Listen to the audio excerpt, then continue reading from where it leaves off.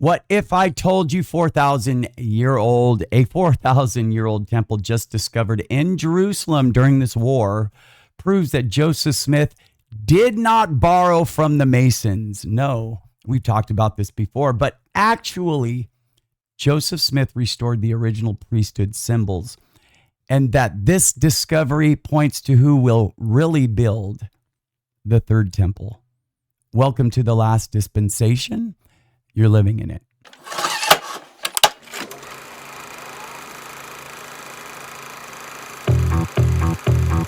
We don't really know where the world is gonna go, but now everybody knows that you can't stop for too long. Got to keep going. Don't really know where the world is gonna go.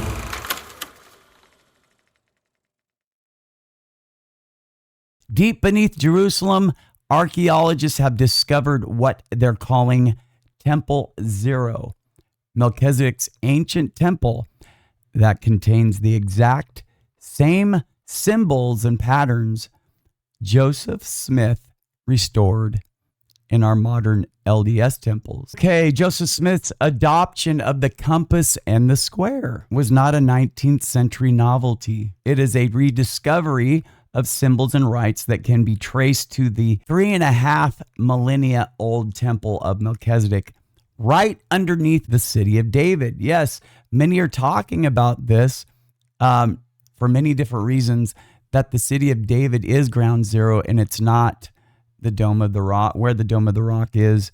That is miraculous in itself if that is true, if that is where the third temple will be built. Will many Jews convert to our faith and eventually understand this? There are many different factual things, I guess you could say, many tenets of truth that point to the city of David as the ground zero, the place where the temple should be built, including water flowing and just many other things.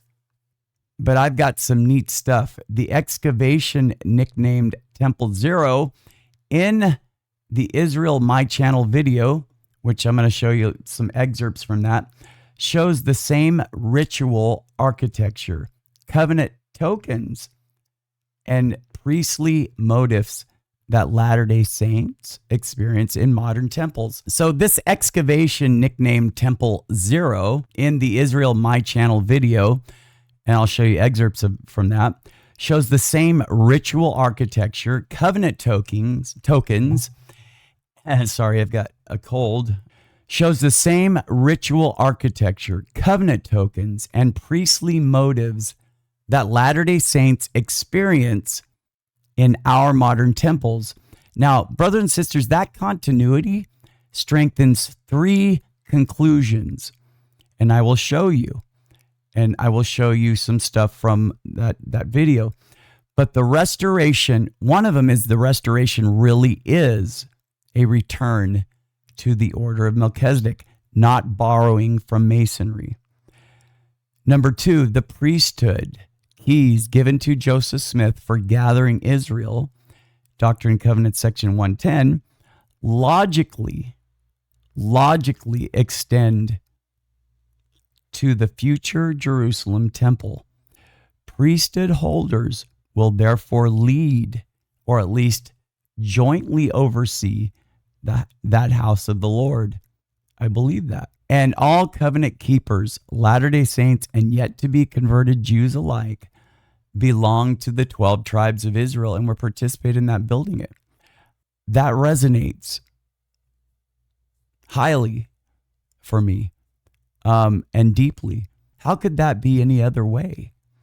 We are also of the house of Israel. If I haven't mentioned it already, the name of the video, and I'll leave the link, is What I Found in Melchizedek's Lost Temple Will Blow Your Mind, City of David Exposed. So I want to compare what the video is showing to what goes on in our temples today. First, I'm going to show you a 5-room floor plan with a guarded inner space housing a standing stone. So a type of small holy of holies. And that is compared to progressive rooms culminating in the Holy of Holies pattern of today's temples. But what I want to show you here is something that's not open today, unfortunately. It wasn't opened when I was there, but thanks to a favor from another YouTuber, you will be able to explore it today. So don't get disappointed. This is gonna be great. But it's quite spectacular. You see the buildings and the rooms over there, right next to the stairs we're standing on. This is a temple complex they found next to the city of This is neat. David. And what they found there is quite astonishing. See those marks? You'll see that in a second. Watch the whole video. And there's another couple other videos. I'm going to leave the links in the description box for you as well.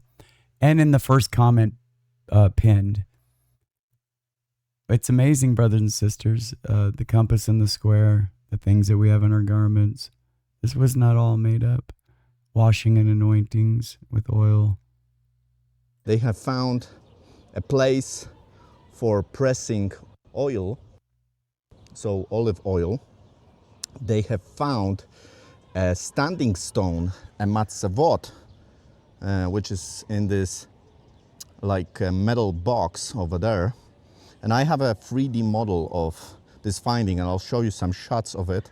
Unfortunately, I cannot go in there today because they're still kind of working on it. It's very fresh, and it's not ready yet to visit for the public. Some days they open it, but today, unfortunately, it is not open. So this is something I would really like to see one day, to record for you. I'm just highlighting it today, that this is insane. This is at least as old as the Iron Age, so King David times, and some people call it the Temple Zero. So before there was a temple built by Solomon, there was a very simple religious site over here that served as a temporary place of worship. And they did not find any idols, they did not find any carvings of pagan origins, just a simple standing stone. So it's similar to the story we read in the Bible, where the patriarchs also poured oil on a standing stone as a place, and they made it a place of worship for the one and only God. And some even claim that this place over here even predates that, and it's actually a worship place from the time of Melchizedek. So can you imagine this? I mean, this is pretty wild. So just for context, let's go back to our story with Abraham and Melchizedek. So this is about 2000 BC, really ancient times. And at that time, Salem was a pretty small town, probably didn't even have walls. It was the city of peace. So if you remember the story we discussed, Abraham is returning from the north after saving Lot, and this is where he meets Melchizedek. And okay. at that So, city of David. Remember, Salem is the city of David. Now, next. Triangle engravings in the pavement used to anchor looms for weaving royal garments. That is equivalent to creation of sacred temple clothing, what we wear, garments. Compass and square marks on garments symbolize heaven and earth united.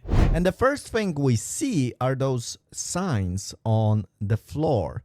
It is still debated what they actually are. You see like a triangle What signs. they actually are. So people are still trying to figure out what they are. So I heard two explanations of what those are. One says that they were used to mount an installation to hold animals inside. And the other one is more intriguing, that they were also installations used to produce garments, perhaps priestly garments. Wow. Okay. See the navel mark? You have the compass. You have the square. And we also need to consider the location of this place. This is very, very close to the Gihon Spring, which we will see in the tour in a moment. But remember the story of Solomon? So Solomon is taken to the Gihon Spring and anointed there. And if a temple was very close to this location, perhaps the garments created in this temple were used to clothe Solomon. Anyway, before we continue, let me just give you the layout of this house of Shalem. How many rooms do we have? So we already saw room number 1, which could be this place where they created the royal garments. Then we got room number 2, where they found the Matzevot, the standing stone, and this seems like the center of this place. Then we got room number 3 and 4, and this seems like a place where sacrifices were made, and we're going to talk about this later. And finally, we got room number 5 with an outside installation to prepare olive oil.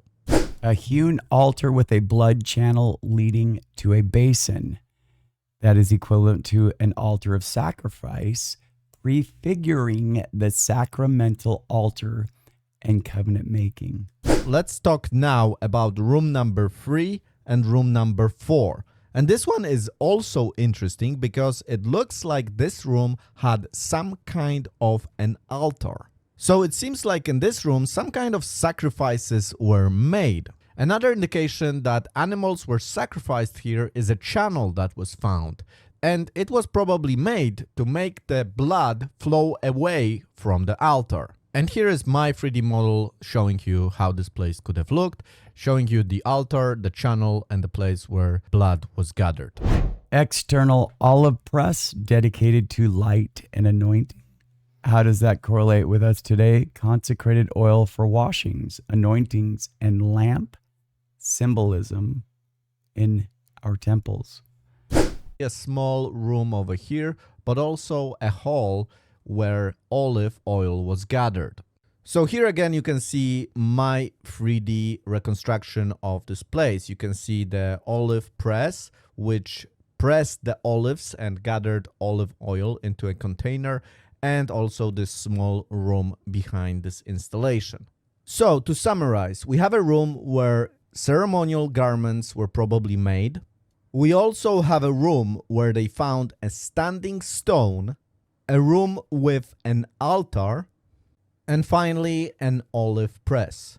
Now, So- I have the belief that that this was the temple that they were going to back then, during the time of Christ, and there are pictures of Christ and his apostles with the symbols on their garments as well. And lastly, 8-point Seal of Melchizedek, 2 interlocked squares reproduced in the site museum. Identical star motif repeated over 10,000 times in the San Diego and other temples, taught as the compass square brought to fullness in Christ. So here you can see Zahi checking out this first room, and you can see like an entrance here. This is carved into the bedrock of the rock. And it is believed that this structure functioned from 2000 BC to about 800 BC. So 1,200 years from the time of Melchizedek to the time of King Hezekiah. And around 8th century, this building was buried underground. It wasn't destroyed. This is very important, that it wasn't destroyed. It was buried. And on top of it, people build new structures like walls. But you can see the images of the interlocking squares in at the San Diego Temple as well. Okay, so these visual parallels, what do? Well, they establish, I would say, that Joseph Smith's temple system restores, rather than invents, like the critics like to say, Melchizedek's liturgy. This is high liturgy. So why compass and square prove prophetic accuracy? Ancient cosmology, brothers and sisters. Hugh Nibley talked about it immensely. Paired the square, earth, order, and law with the compass drawn circle, heaven or eternity, right? Everlasting. Joseph Smith placed the two tools on the Nauvoo temple weather vane and engraved on sacred garments. In structural stonework from Salt Lake to Rome to Georgia. At the heart of covenant language, brothers and sisters, this is the heart of covenant language, true and faithful in all things unto the law and testimony. Scholars now recognize the same pairing now, but Hugh Nibley did it a while back, and others on Egyptian. Yeah, scholars now recognize, right, the same pairing on Egyptian hypocephaly. I think that's how you pronounce it. Chinese ritual art. And I've done some stuff about Christ visiting China. And Melchizedek's star seal. Those are sources that predate Freemasonry by millennia, folks, millennia, rather than copying the lodge. He didn't do that. But I don't believe in coincidences. I believe that the Lord, it wasn't a coincidence that Freemasonry was a thing during the time that Joseph Smith was called of God.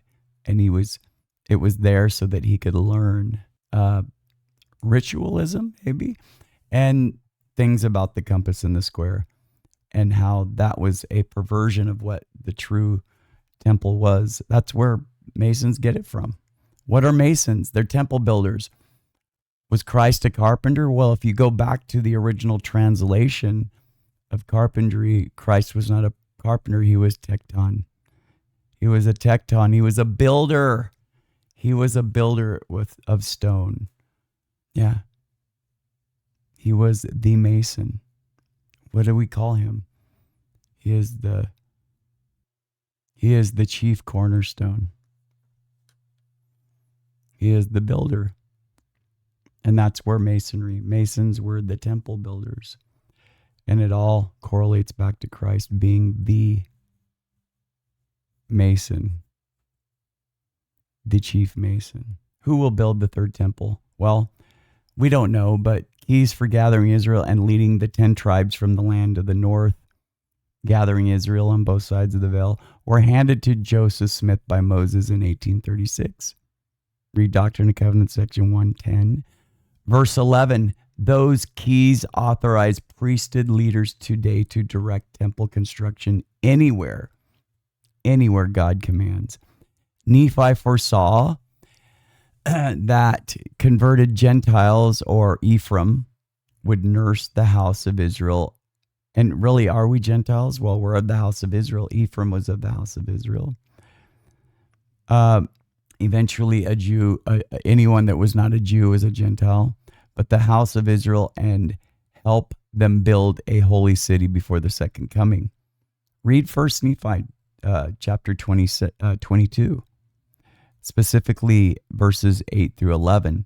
Latter-day Saints, mostly of Ephraim and Manasseh, therefore have a prophesied hands-on role. Brothers and sisters, it gets amazing.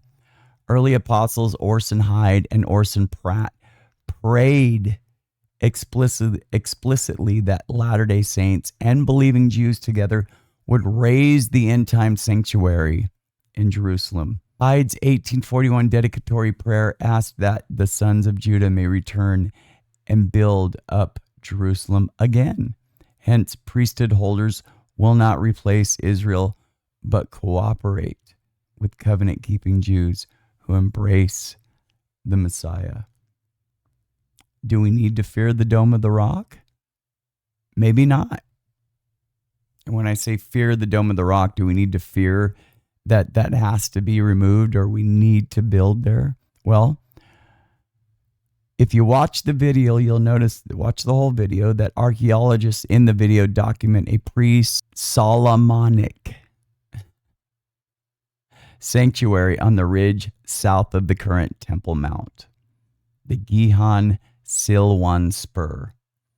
If the first temple's footprint lay there, the prophesied house could rise on excavated city of David, on that real estate, without touching Islamic shrines, removing probably the most major political obstacle there. So Latter-day Saints, we do not, as Latter-day Saints, need to fixate on a Mount Moriah impasse. And we just don't. We need to trust our prophets, trust the Lord, and know what we need to do as a church. Remembering our tribal identity. You are part of the tribes of Israel, brothers and sisters. Every baptized member is adopted into Israel. And maybe because, my theory is because there's a little bit of blood already. A patriarchal blessing declares lineage and mission. Ephraim's birthright is to lead temple work and gather scattered Israel first. We have been grafted into every nation now, brothers and sisters. Judah's later conversion completes a family circle. There are no more heathens. There are no more Gentiles. The blood of Israel has spread. That's why we conquered that's why there were wars and conquerings, and now we are networked as a world, and the gospel is going forth boldly, nobly, and independent. We are recognizing now that this shared heritage dissolves an us versus them mentality that prepares saints and Jews alike to labor side by side, maybe on some future Jerusalem project, building a temple. Claim your tribe, brothers and sisters. Claim your tribal role through covenant keeping and temple worship. That's how we do it. And the surest way is to be numbered with the house of Israel and help build the Lord's next holy house. I believe that this restoration has never been provincial. It is the reunion of heaven and earth. It is the square and compass. It is Ephraim and Judah. The stones uncovered in ancient Salem, or the city of David, echoed the very covenants we renew today, testifying that Joseph Smith got it right and that the next temple in Jerusalem will rise through the combined faith of all Israel.